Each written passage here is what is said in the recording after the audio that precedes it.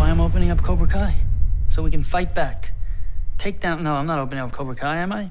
That would change the whole show. We can all agree that Cobra Kai is undoubtedly one of the best shows that hit Netflix this year. The only thing more enjoyable than watching the suspense-filled drama and listening to the amazing dialogue is watching the characters battle it out. Literally. If you're like us, then you probably have a few questions about how the series we all love so much was made. If you want to know where the series is filmed, whose two front teeth went flying while filming a fight scene, and if the cast members had extra help while filming these scenes, then we suggest you stick around as we take a look behind the scenes of Cobra Kai. But first, a simple reminder on how to enter our brand new giveaway. We are giving away either an iPhone X Max, the new iPad mini, or MacBook Pro. It's all your choice. So be sure to leave a like, comment the keyword, subscribe, and turn on notifications to enter the giveaway. It's really that simple. If you pay attention to movie credits, then you probably know this behind the scenes secret. If you don't pay attention to credit scenes, well, you should, because if you did, you would know that Will Smith, aka the Fresh Prince of Bel-Air, is an executive producer of the show. One of the many people who couldn't get enough of the original movie is Will Smith, whose production company, Overbrook Entertainment, owns the rights to the Karate Kid franchise. The show's creators, aka the Big Three, Josh Harold, John Hurwitz, and Hayden Schlossberg, who are also diehard fans of the original movie, pitched the idea to the creative head for Overbrook, Will Smith's brother-in-law, Caleb Pinkett. Caleb was excited at the idea and even volunteered to help them bring it to Weintraub's estate and Sony, who also owned rights to the franchise. Long story short, boys and girls, Will Smith became an executive producer of the show, and he seems to be in the loop about the affairs of the show. He even posted about it on his Instagram in 2019 when the second season just launched. Still, on the topic of how the Big Three's dream became a reality, William Zabka almost didn't take the role. The actor was really reluctant to reprise his role as Johnny Lawrence. According to him, in the years following the release of the original Karate Kid movie, he got typecast and was scared that the cycle would continue if he accepted the role. Thankfully, he eventually accepted the role. We are thrilled that he did. And as far as we know, so is he. His input, as well as that of Ralph Macchio and the other members of the team, have come together to form what has become our favorite TV show. Now to the where. The martial arts comedy drama series is set in Los Angeles, and while some of the scenes are shot there, most of the show's key locations are actually in Atlanta, Georgia. The show is filmed in the Georgia cities of Marietta, Conyers, Fayetteville, Peachtree City, Union City, and the California cities of Los Angeles, Reseda, and Tarzana. Johnny's Cobra Kai dojo is located in a mall in Atlanta. The LaRusso family home is located in Marietta, Georgia. The Season 1 LaRusso dealership is located in Union City, and the Season 2 dealership, which is different from the Season 1 dealership, is also located in Union City. If you are an eagle-eyed fan, then you probably noticed that the high school we saw in Season 1 wasn't the one we saw in Season 2. If you didn't notice, well, now you know. You should also know that both high schools are actually Atlanta schools. So now you are thinking, if all these locations are in Atlanta, which of the show's locations are actually in California? Easy. Johnny's apartment. Johnny and Miguel's apartment building located in Tarzana is one of the few locations in the show that is actually filmed in California, while we patiently await the release of the show's third season. Here is another reason to get excited about it. It turns out some parts of Season 3 are set in Okinawa, Japan. Instead of trying to find a way around it by taking a page out of the book of the producers of Karate Kid Part 2, who filmed all the Okinawa scenes in Hawaii, the cast and crew actually took a week-long trip to Okinawa to film the scenes. The Big Three and Netflix are sparing no efforts to ensure Season 3 is up to par. No wonder William Zabka, the actor who plays Johnny Lawrence, described the third season as Season 1 and 2 combined on steroids. Makeup and costume. We can all agree that the show's costume designer, Frank Helmer, and his team did a pretty good job because he managed to style each character's costume in a way that projects their uniqueness. Frank Helmer's efforts, along with that of the makeup department, made it easy to connect with and understand the characters just by looking at their appearance. One of the characters whose appearance is a huge part of who he is Hawk, played by Jacob Bertrand. It takes the makeup department between 25 to 45 minutes to complete the iconic Hawk tattoo, depending on how much he moves around. If you thought that was all the time Jacob had to spend with the makeup department before each episode, then you definitely forgot that the young man has the best hair on the show. It takes an estimated hour for Hawk's mohawk to be styled to perfection, so